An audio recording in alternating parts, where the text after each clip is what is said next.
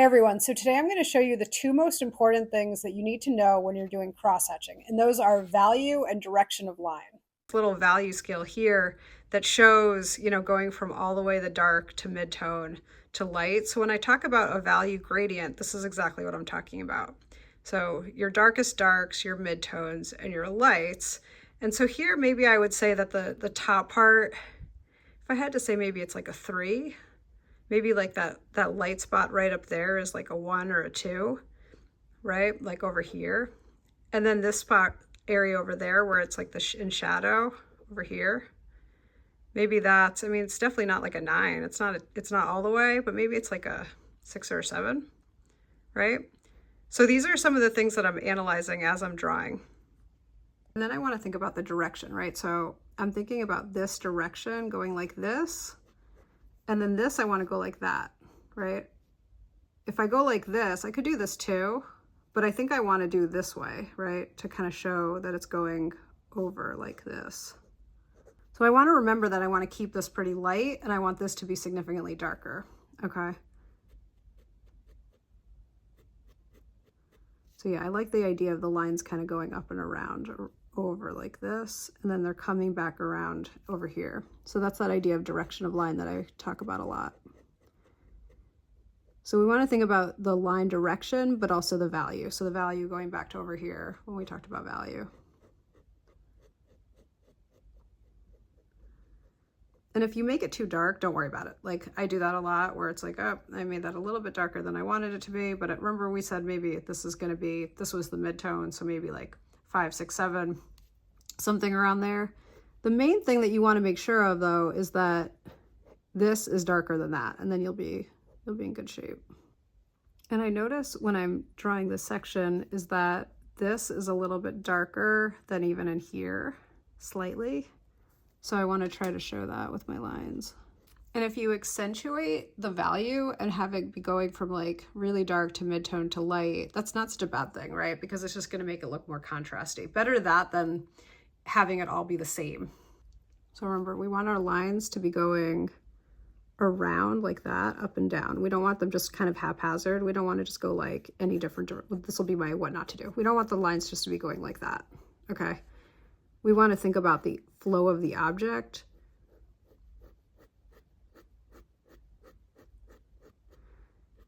And so it makes a lot more sense for the lines to be kind of coming up and around like that. Okay, now they're light up here, so I don't want to overdo it up here, but I do want there to be a little bit of value. And I notice actually this kind of comes up and around like that. So there's like dark in here. And so I want it to be a little bit dark up here, like maybe a few lines there. So here's where you want to practice your control of how dark you make your lines and how much you're pressing down. So sometimes I try to have my lines be kind of like wispy like that. And other times it's okay to press down a little bit more like that. So just practice, try to get comfortable with your pressure. This is your line pressure.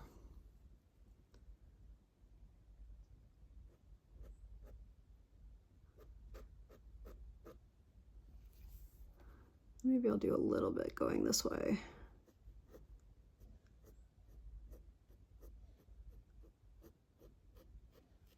And remember, these sudden switches from really dark to mid-tone to light are going to be good for this kind of drawing. It'll make it look more, visually interesting, more contrasty.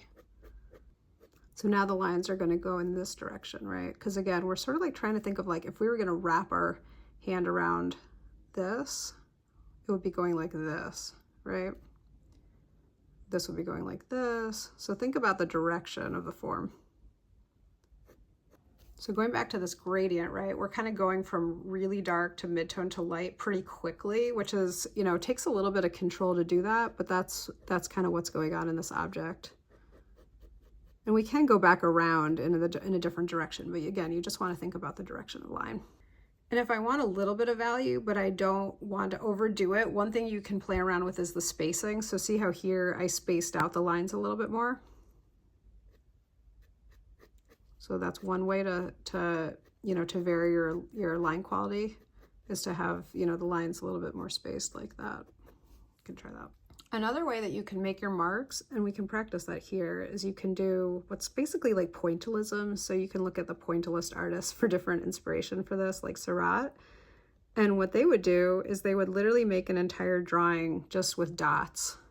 It's one way to, one, vary your line quality, and two, it might actually work pretty well for something like this because it's glittery. So, you know, one thing with this is I you know, for sure, I didn't really get this sort of sense of the glittery texture. I did do a good job, I think, showing the value and the changes in value and making it look 3D, but the texture, not so much.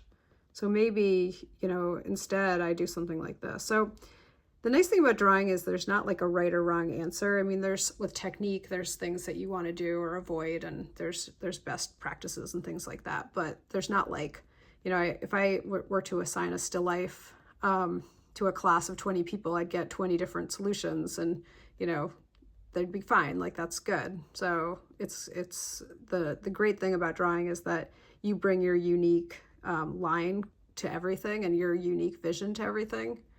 And, you know, that's why I always like teaching drawing, is because I think that everyone has something important to say. And so that this is one way to do it, is to, you know, to use lines the way that you mark, not to worry about, you know, how other people do it, but to focus on just the unique way that you're making marks. This is just another version.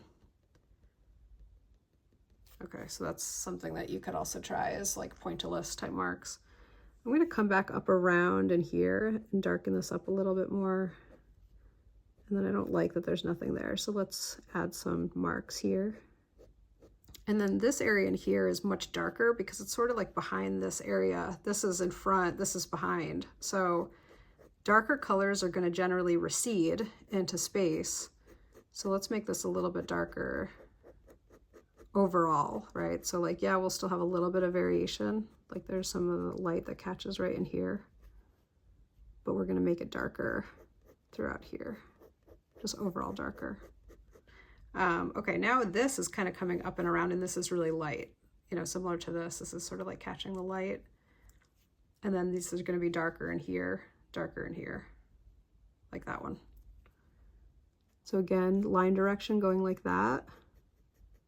Thinking about the line direction for here, kind of coming underneath like this. Now, since I'm using gray paper, one thing I can do is I can come in with the Posca marker, which I've done in a couple other videos, and I can add some light marks maybe here and there. And that might just kind of like pull up the highlights a little bit, make it look a little bit more interesting. That's something you can try if you're using toned paper. And again, still, we want to still be thinking about direction of line always. And direction of line is one of those things that even if you're not doing a cross-hatching drawing, like even if you're using something like colored pencils or something like that, still understanding the concept of direction of line is really important, because what you want to get out of the habit when you're drawing is sometimes people, when they start drawing, they think about it in terms of sort of like filling in a section. So like this section, you're not like coloring in. You want to make sure that you're using your lines to kind of like model the area or shape the area, whether it's with lines or not with lines, but it's a good thing to practice.